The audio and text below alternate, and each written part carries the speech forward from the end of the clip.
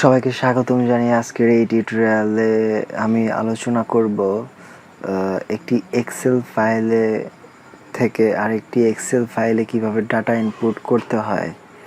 তো সেটা করার জন্য আমাদেরকে একটি সূত্র প্রয়োগ করতে হবে। সেই সূত্রটি হচ্ছে VLOOKUP।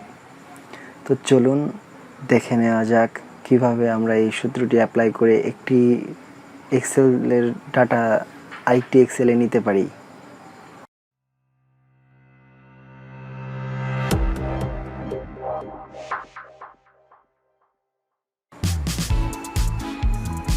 প্রথমে আপনাকে একটি এক্সেল ফাইল ওপেন করতে হবে।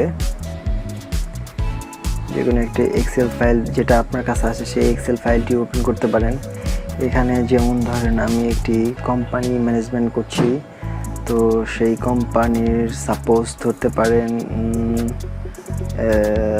সেলস SR, দ্যাট মিন হচ্ছে সেলস রিপ্রেজেন্টেটিভ, সেলস ওকে। এখানে আমি সেলস রিপ্রেজেন্টেটিভদের একটি লিস্ট বা তাদের তালিকা তৈরি করব, যেমন SR1 SR2 এরকমভাবে চলতে থাকবে। তো সাপোজ আমি এখানে তাদের 1 থেকে 10 জনের নাম নেব। সো আমি অলরেডি 10 জনের নাম নিয়ে ফেলছি এবং তাদের মোবাইল নাম্বার তাদের মোবাইল নাম্বার যে কোনো কিছুই হতে পারে, যে কোনো অপারেটরের নাম্বারই হতে পারে। সো আমি সাপোজ গ্রামীণ নাম্বার দিয়ে দেখাচ্ছি, যে কোনো গ্রামীণ নাম্বার তাদের হতে পারে। এটা আসলে এক্স্যাক্ট নাম্বার না, আমি একটি সিম্পলভাবে দেখানোর জন্য আপনাদেরকে নাম্বারগুলো দিচ্ছি।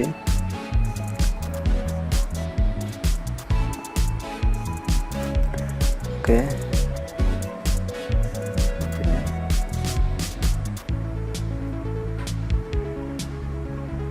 তাদের নাম্বারগুলো আমি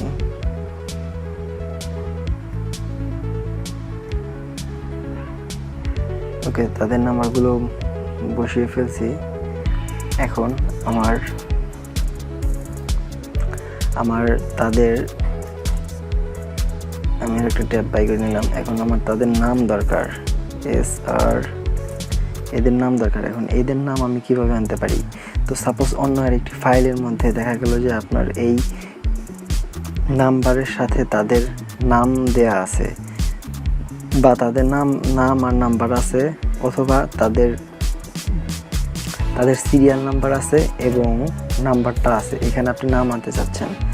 তো এটা করার জন্য আমরা নতুন আরেকটি এক্সেল নেই, Ctrl+N চেপে, অথবা আপনি আরেকটি এক্সেল ওপেন করতে পারেন। এখানে আমি Ctrl+N চাপার পরে আমার নতুন একটি এক্সেল ওপেন হয়েছে।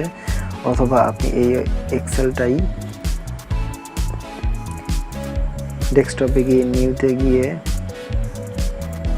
মাইক্রোসফট এক্সেল ওয়ার্কশপ ক্লিক করে নতুন আরেকটি বানাতে পারেন। তো এখানে সাপোজ ধরতে পারেন SR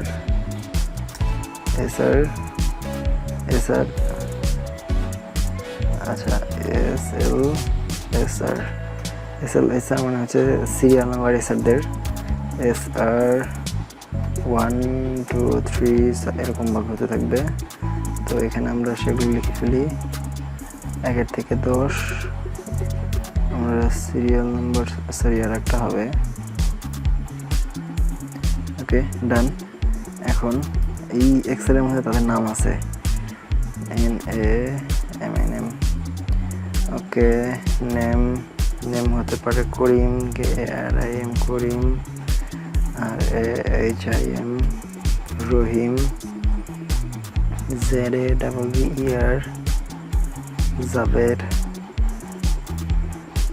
KALAM কালাম।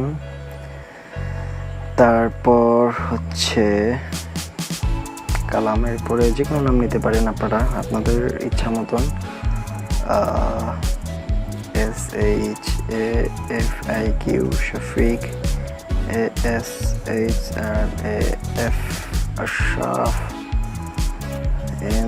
NURUL Nurul, OVIOV, MUDGHO মুগ্ধ, TANMY। Okay fine. এখন এই এক্সেল শিটের মধ্যে তাদের সিরিয়াল নাম্বার এবং নামটা আছে। সো আরেকটি এক্সেল যেটা আমরা কাজ করছি সেই এক্সেলটি হচ্ছে এটা, কিন্তু এটার মধ্যে তাদের নাম নাই। সেই ক্ষেত্রে আমাদের নাম আনার জন্য আমাদেরকে সর্বপ্রথম ইকুয়াল চিহ্ন দিতে হবে। প্রত্যেকটি সূত্র এক্সেলে প্রয়োগ করার জন্য আপনাকে একটি ফর্মুলা প্রয়োগ করতে হয়। সেই ফর্মুলার জন্য আপনাকে সর্বপ্রথম ইকুয়াল চিহ্নটা বসাতে হবে, অন্যথায় এই ফর্মুলা বা যে কোনো ফর্মুলা কাজ করবে না। তো ইকুয়াল দিয়ে আমরা লিখব VLOOK look UP up, VLOOKUP দিব। তারপর আমাদের একটি ফাংশন চলে আসবে। এই ফাংশনটাতে আমরা ডাবল ক্লিক করব। ডাবল ক্লিক করার পরে ফাংশনের প্রথম রোটা নেব, মানে এই রো প্রথমে যে SR এর যে রোটা দেখতে পাচ্ছেন, এই রোটার থেকে আমরা একটি রো নিয়ে কমা দেব। প্রথম রোটা নিলাম, প্রথম রোর। এখন আমাদের একটা বিষয় খেয়াল রাখতে হবে যে আমরা যে রোটা নিয়েছি, সেই প্রথমে যে রোটা নিয়েছি সেই রোটা অন্য এক্সেলের মধ্যে থাকতে হবে। যেমন এইখানে দেখতে পাচ্ছেন আমাদের এ নাম্বার কলামের মধ্যে সব নাম্বারই আছে। সো আমরা এটাকে VLOOKUP করব। VLOOKUP করার জন্য এ থেকে বি পর্যন্ত ধরবো। এ থেকে বি এখানে যে দুইটা কলাম আছে এর জন্য কমা দেব, কমা দিয়ে 2 লিখব, আবার কমা দেব, কমা দিয়ে এখন 0 দিব।